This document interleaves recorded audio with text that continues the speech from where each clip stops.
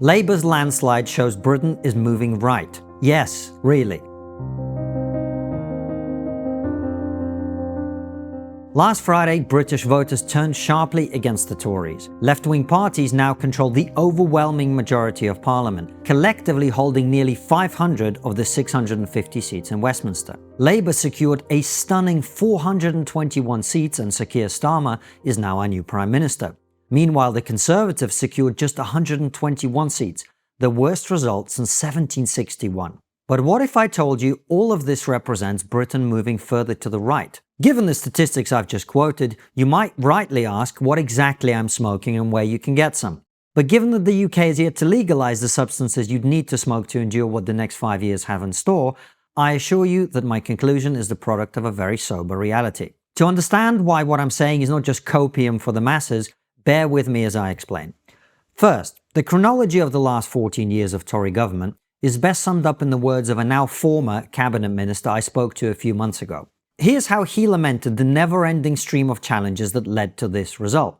We were elected in 2010, he said, and we couldn't do what we wanted because we had to form a coalition with the Lib Dems. We won an outright majority in 2015, but by the following year Brexit happened. We had another election in 2017 and then another in 2019 to sort that mess out. We finally put Brexit to bed with Boris Johnson winning in 2019, and within months, COVID happened. We made it through that, and the moment we were out of it, Putin invaded Ukraine. And now, we're out of time. This might sound like excuse-making, on a certain level it is. After all, the Tories failed to deliver on most of their key election promises, like dealing with illegal immigration, cutting legal immigration to the tens of thousands, it was 685,000 net in 2023, building more homes, and so on. But the minister nonetheless had a point. Yanked from event to event, they simply lacked the bandwidth to transform or even significantly improve the country. This long-running disaster would explain the popularity of the incoming Labour Party, right? Keir Starmer must now be seen as the exciting alternative poised to take Britain forward into a bright future,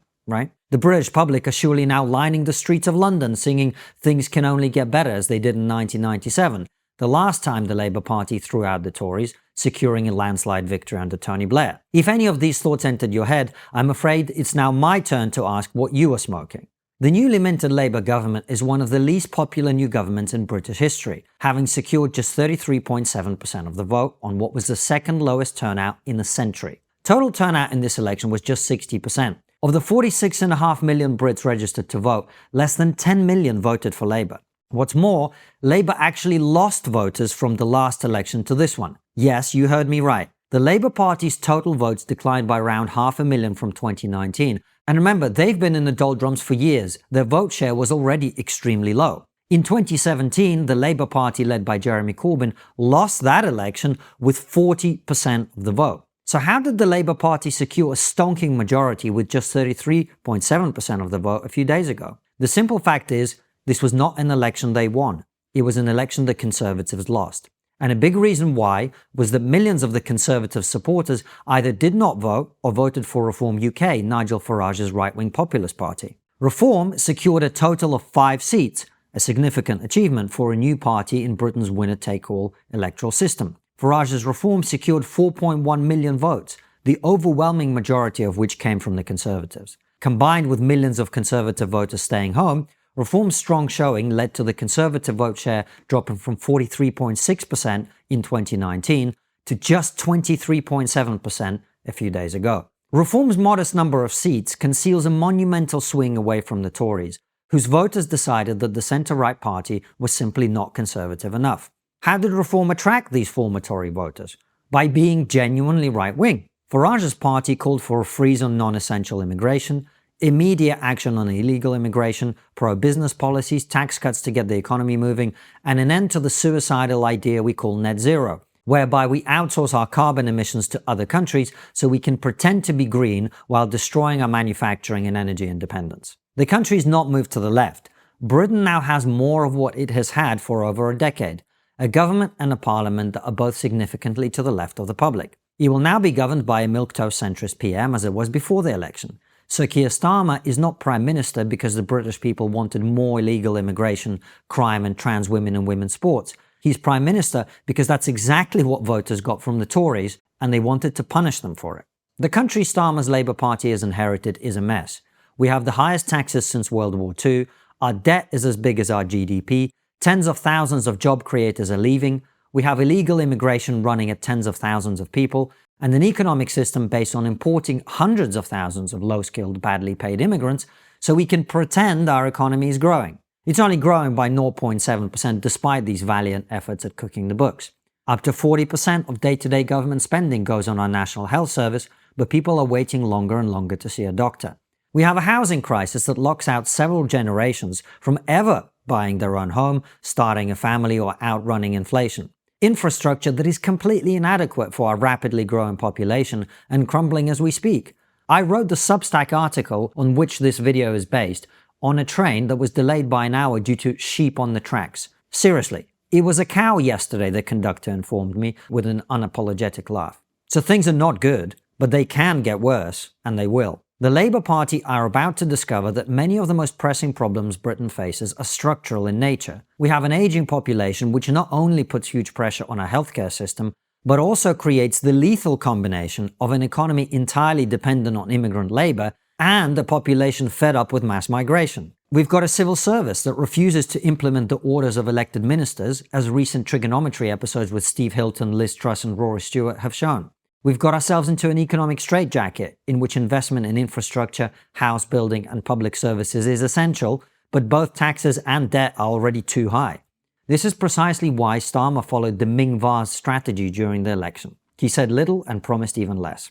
It may be that British voters will continue to switch from one ineffectual centrist party to another for decades as they oversee our country's decline. Or maybe the Conservatives will get the message eventually and move rightwards to win back the voters they lost to Reform.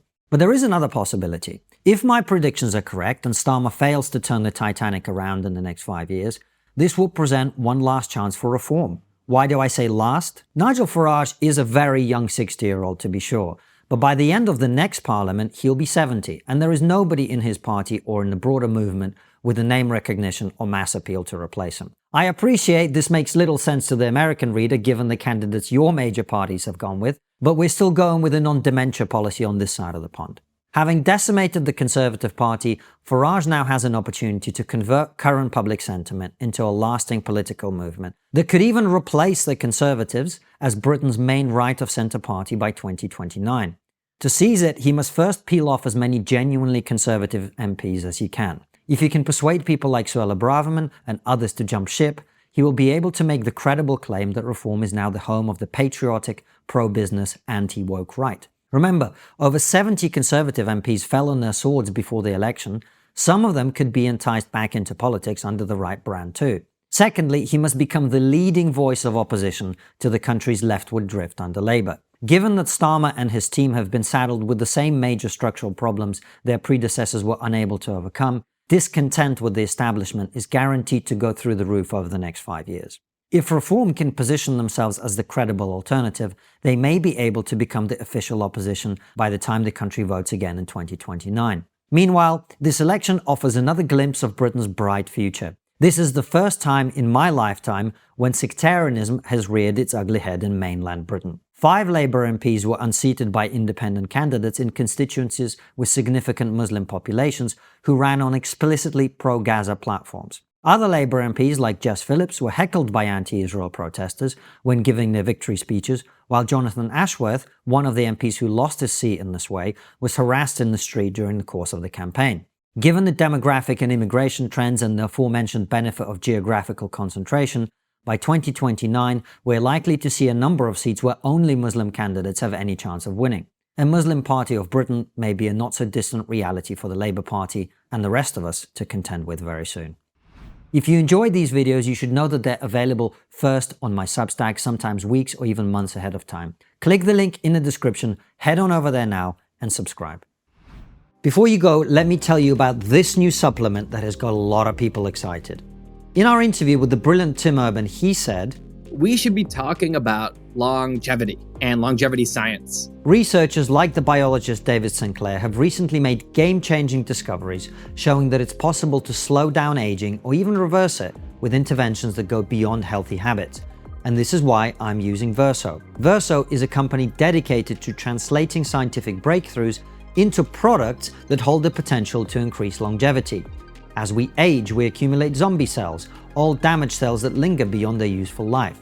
These zombie cells infect other healthy cells, speeding up the aging process. That's where we see wrinkles, arthritis, hair loss, cognitive deterioration, and so on. What scientists have realized is that when we induce autophagy, the body's natural cleanup process, we can starve these zombie cells of energy and kill them. This is where Clean Being comes in with its thoughtfully formulated blend of clinically proven ingredients intended to activate autophagy for improved cellular health. After taking Clean Being for some time, clinical trials have proven better skin, less inflammation, healthier hair, hormonal regulation, better immunity, enhanced vision, and enhanced cognitive function, amongst many other incredible results. If you want to read more about all of the research, then check out the reference link in the description of this video. Plus, Verso publishes third-party testing on every batch of its products to guarantee that you're getting exactly what you're paying for. So, if you want to join me, you can get 15% off your first order by going to ver.so. That's ver.so, and use code TRIGGER to save 15% off your first order.